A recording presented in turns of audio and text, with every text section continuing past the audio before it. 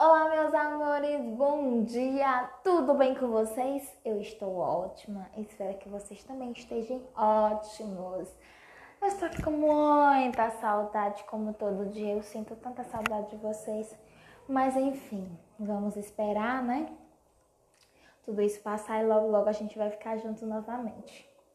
Bom, pessoal, vamos lá para mais uma aulinha de português. Lembrando que as nossas próximas aulas de português serão pelo aplicativo Zoom. Essa ainda vai ser gravada, porque tem algumas coisinhas que a tia Maria preferiu ser gravada. Mas as próximas a gente já vai estar assim, ó, olho no olho. E vamos lá.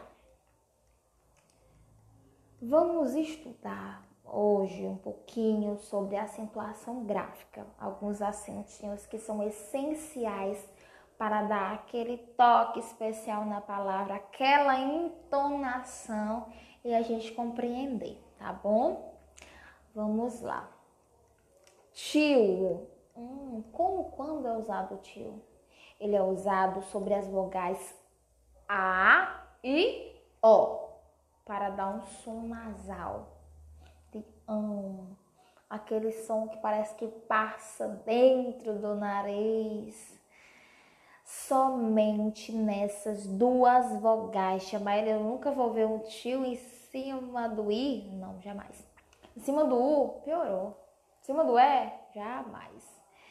Então, a gente só vai ter o tio em cima das seguintes vogais. A ou O. Exemplo. Cordão, corações, perdão, emoções, mão e algodão. Olha, atenção para essas duas diquinhas valiosas sobre o tio, que não, em hipótese alguma, deve acontecer. O tio não deve ser colocado mais de uma vez em cada palavra. Tia, eu posso colocar o tio no A, por exemplo, na palavra cordão. Se eu tivesse outra entonação que eu achasse que fosse, eu poderia colocar o tio, dois tio na mesma palavra? Não, jamais. O tio só é uma única vez na palavra. Na palavra, ele só tem uma única vez a sua participação. Outra coisa, ele geralmente é colocado na última sílaba das palavras. Geralmente, a gente vai ver ele somente na última sílaba das palavras. Compreendidos até aqui? Bora lá! Cedilha. Cedilha é um sinal usado embaixo da letra C, antes da vogal A, O ou U. Exemplo, moça, caroço e açúcar. Não existem palavras que as vogais E e I aparecem depois do cedilha. Ou seja, a gente nunca vai colocar um C cedilha e um I, um C cedilha e um E. Nunca, em hipótese alguma. Não existem palavras que começam com C cedilha. C cedilha não começa palavra, em hipótese alguma, nem nessa terra, nem no Japão, nem na Lua. C cedilha jamais começando uma palavra. Ok? Aspas. Tonhonhon. Tem a função de destacar palavras ou citações de uma outra pessoa. Como, por exemplo, como eu já falei para vocês outrora, que a gente já estudou sobre aspa, eu falei para vocês que nas citações de autores de livro é muito utilizado as aspas para mim pegar a fala do autor, a fala de uma pessoa, para mim dizer que aquela fala não é minha, aquela fala é de alguém, eu estou tomando propriedade de da fala de uma outra pessoa. É como se eu estivesse dizendo assim, alguém disse, e aí eu coloco dentro da aspa. Por exemplo, apesar das dificuldades, aprendi a ler desde muito cedo e adorava ouvir histórias. Esta é uma fala de alguém, essa fala não é minha. Então, eu coloquei as aspas, iniciando e finalizando a citação. Parêntese. O que é um parêntese? Por quê que a gente usa parêntese? Para quê?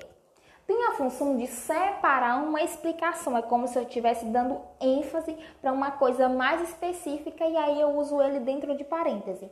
Exemplo, passou a ser o responsável pelo sustento da família. E aí ele vai especificar quem é a família, como se ele estivesse explicando mãe, irmã e avó. Por isso que ele usou essas palavras dentro do parênteses.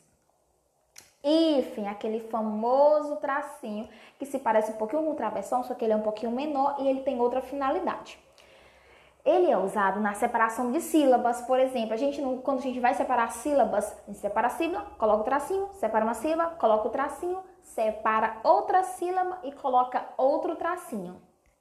Então, ele tem esta finalidade. Também, ele serve para separar duas palavras ou três palavras compostas. Por exemplo, algodão doce. Algodão doce é uma palavra composta por duas palavrinhas. É uma palavra com uma palavra composta. E aí eu vou usar o hífen para mim separar elas duas. Arco-íris. Eu também tenho uma palavra composta. E aí eu vou usar o hífen para separar uma da outra.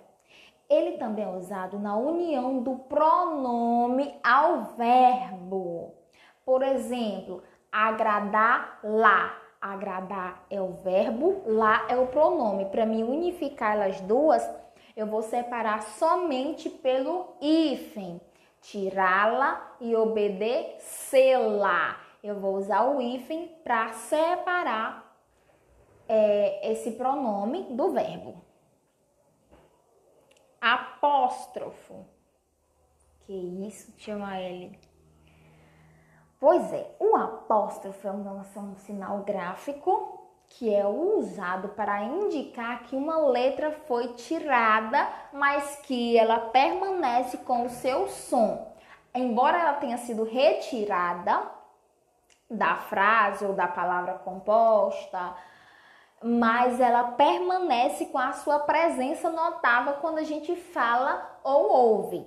Por exemplo, gota d'água. Eu tenho uma gota da água. Eu não tenho necessidade de usar gota da água. Então, eu tiro esse A e faço essa unificação separando apenas com o apóstrofo, que vai ficar gota d'água. Isso também se repete em caixa d'água. Ao invés de caixa da água, eu vou ter caixa d'água.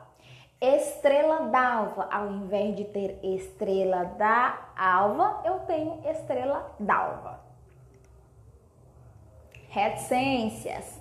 Reticências, a gente usa elas para expressar. Ela tem uma função de indicar a interrupção de uma fala que talvez seja comprida ou que talvez seja até infinita.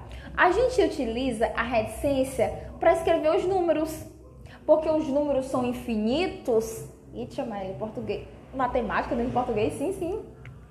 A gente acentua ele, dá a função para ele de se colocar em algo que talvez seja infinito.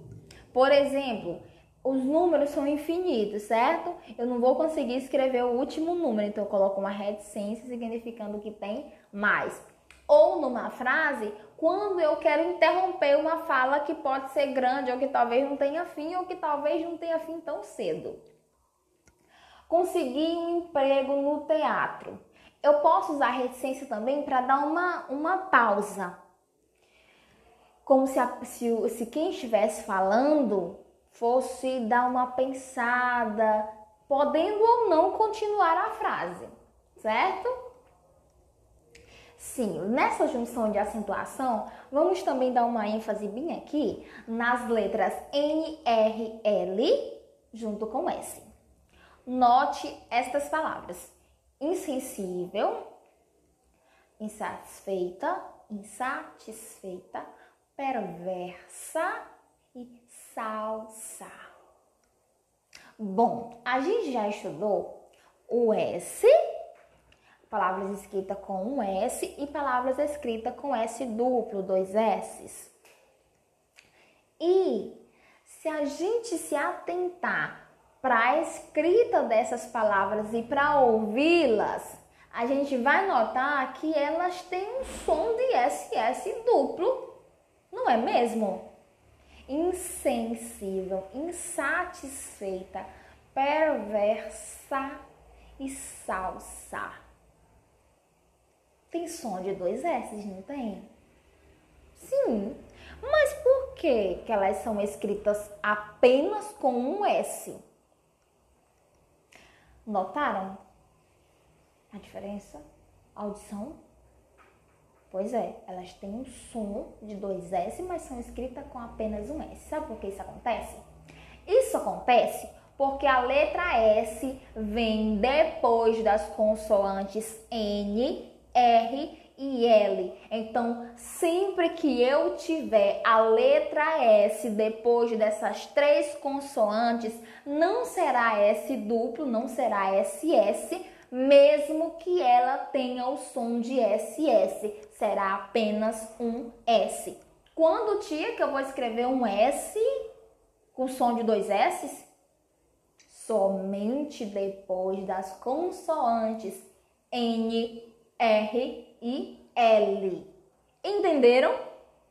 Eu acredito que sim.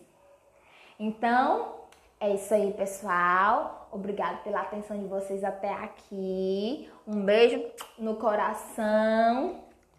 Façam todas as atividades direitinho. Se não entender alguma coisa, chama a tia Laele lá onde vocês sabem que ela sempre está presente e prontinha para atender cada um de vocês, tá bom? Um grande abraço e até a próxima!